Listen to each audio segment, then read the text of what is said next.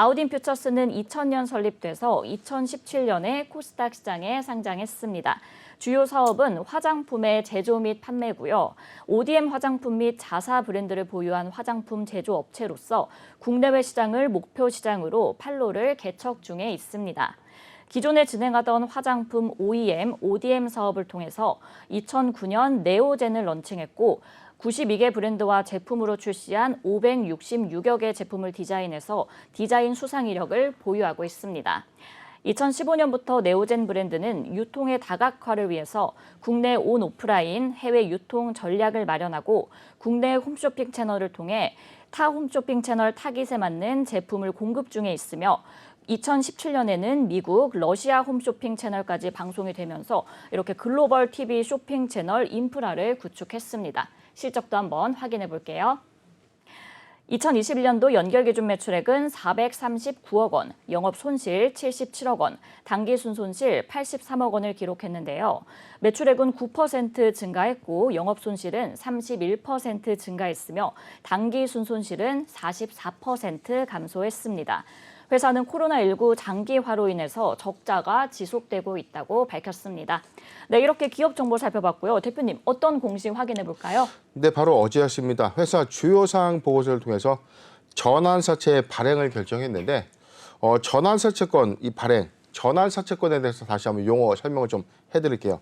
전환사채는 기업들이 통상적으로 이 채권자가 이 주식과 사채를 이 혼합된 형태의 어떤 투자 형태거든요. 네. 가령 이 사채로 먼저 투자가 됐다가 1년 이후에 사모 발행의 경우에는 1년 이후에 주식으로 좀 전환하거나 약정된 이자를 받고 상환을 하는 두 가지 투자 형태를 이제 같이 가져갈 수 있습니다. 장점은 사실상 이 선투자되는 효과에서 만약에 투자 시점에 행사가액이 가령 1,000원이었다. 1년 후에 2,000원의 어떤 이 주가를 형성한다면 주당 1,000원의 시세차익을 좀 볼 수 있는 투자 형태가 될 텐데 만약에 반대로 뭐 1,100원이라든지 뭐 900원이라든지 크게 주식 전환에 대한 어떤 메리트가 좀 없는 구간이라면 네. 약정된 이자를 받고 원금을 상환받는 그런 투자 형태이기 때문에 원금에 대한 어떤 상환 보장만 좀 명확하다면 사실상 안전한 투자 방식이 맞지요. 왜냐하면 약정된 이자를 받거나 아니면 고수익을 얻을 수 있는 주가의 어떤 차익을 예상할 수 있기 때문에 네네. 전환사채권에 대한 어떤 투자 형태가 좀 많은데 공모 형태와 사모 형태로 좀 구분이 됩니다. 공모는 증권신고서를 회사가 좀 수리해서 누구나 다 참여할 수 있는 일종의 우리가 신주를 배정받는 일반 공모 방식과 좀 동일한 사채 방식이라고 좀 보시면 되는데 네. 공모 방식으로 납입이 되게 되면 3개월 이후에 약정된 조기 상환 일자가 좀 있고요. 이후에 3개월 단위 또는 뭐 매 1개월 단위로 주식을 좀 전환할 수 있는 형태가 있는데 사모는 보예수라는 어떤 관점에서 1년 이후에 주식을 전환하거나 상환할 수 있는 형태의 방식이 되겠습니다. 네. 내용 좀 이어서 보도록 하겠습니다. 아우딘 퓨처스입니다. 사채 종류입니다. 2회차 무기명식 이권부 무보증 사모 전환사채입니다. 이 회사가 발행할 수 있는 이 사채 정가상 한도는 215억인데요. 이 중 120억 원의 이 전환사채를 발행하는 겁니다. 3번 자금 조달의 목적입니다. 회사는 이 120억 원의 자금 조달을 통해서 운영자금을 목적으로 조달하겠다라고 좀 밝혔고 사채의 이율은 표면 2% 그리고 만기 2%의 약정이자를 보유하고 있습니다.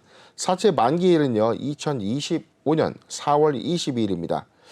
전환 방법 보도록 하겠습니다. 100% 전환 방식의 전환가액은 1,696원입니다. 전체적으로 만약에 1,696원의 행사가 된다면 발행 주식수의 23.3%에 해당되는 707만 5,471주가 상장될 수 있는 요건을 좀 갖고 있는 거죠. 하단에 세부 사항들 좀 빼고 납입일은 오는 4월 20일입니다. 4월 22일 납입이 될 예정이고요. 하단 내용도 보도록 하겠습니다. 회사는 사모 발행 사채로 이 발행 대상자는 DBW 투자조합 사모 그리고 주식회사 퀀텀 리사이클 솔루션이라는 이 회사에 각각 70억 원, 50억 원의 이 배정을 통해서 사채를 납입할 예정이 되는 공시가 되겠습니다. 네, 아우딘 퓨처스 전환 사채를 발행했다는 공시 살펴봤습니다.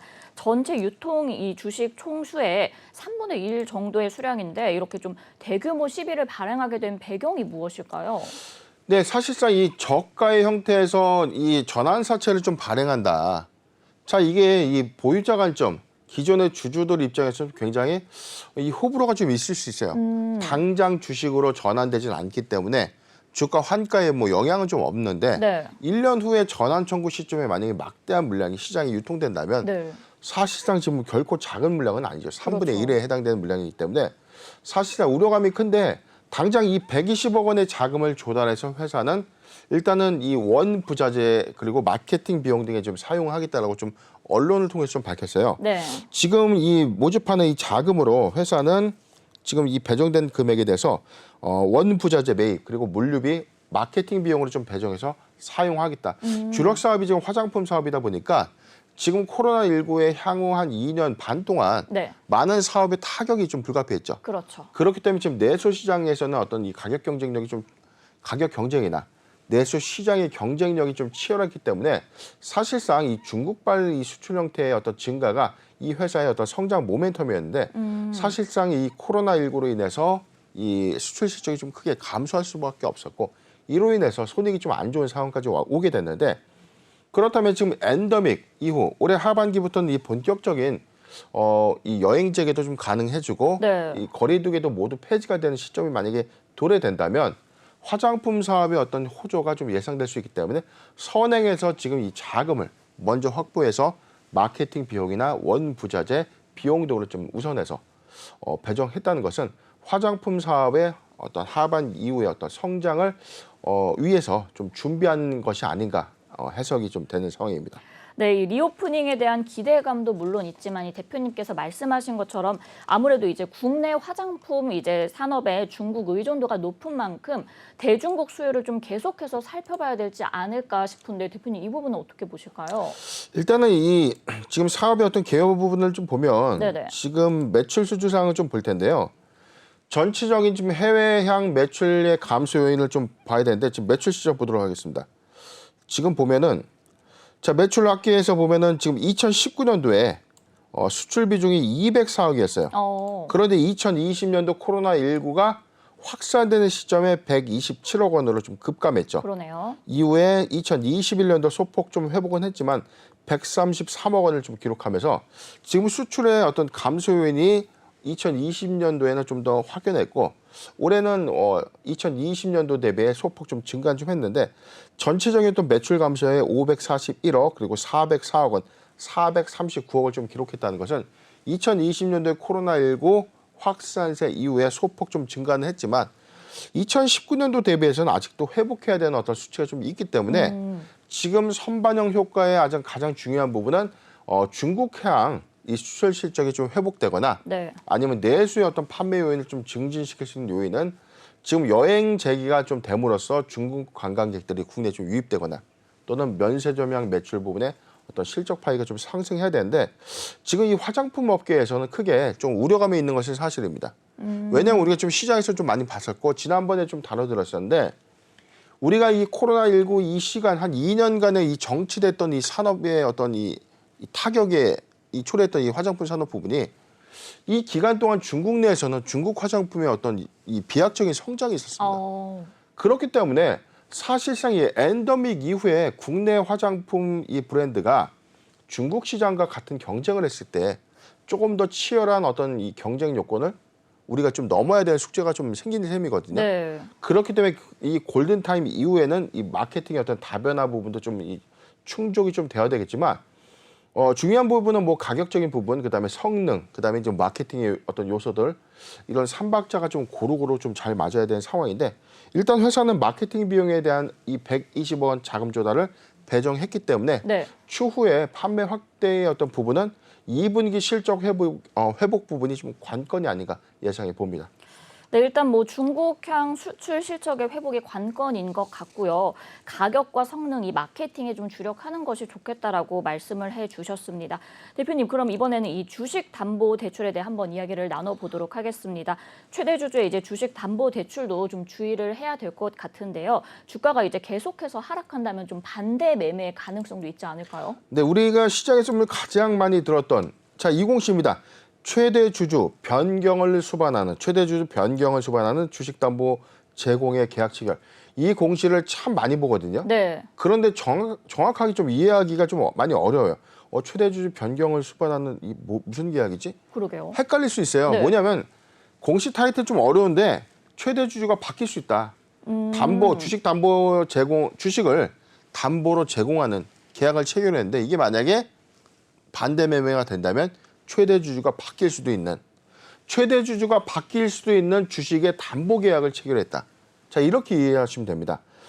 회사의 최대 주주 최영욱 대표가 지금 보유하고 있는 지분 825만 4,303주 전체 37.2%를 지금 40억 9천만 원을 좀 조달을 하기 위해서 담보 설정 금액은 지금 82억 9,510만 원을 좀 설정하는 겁니다. 네. 거의 뭐 2배에 육박한 수준인데 사실상 뭐 담보 비율의 2배에 육박한 비율로 담보 제공을 좀 했죠.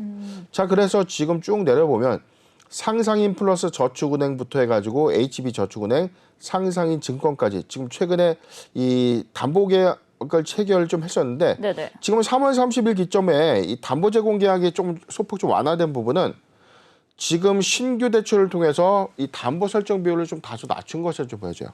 지금 언론을 통해서 좀 밝혀진 부분들은 네. 지금 최대 300%까지 담보 비율을 좀 맞췄다는 겁니다. 통상적으로 우리가 주식을 담보로 시장에 어떤 캐피탈사나 이금융권에 돈을 좀 빌릴 때는 네.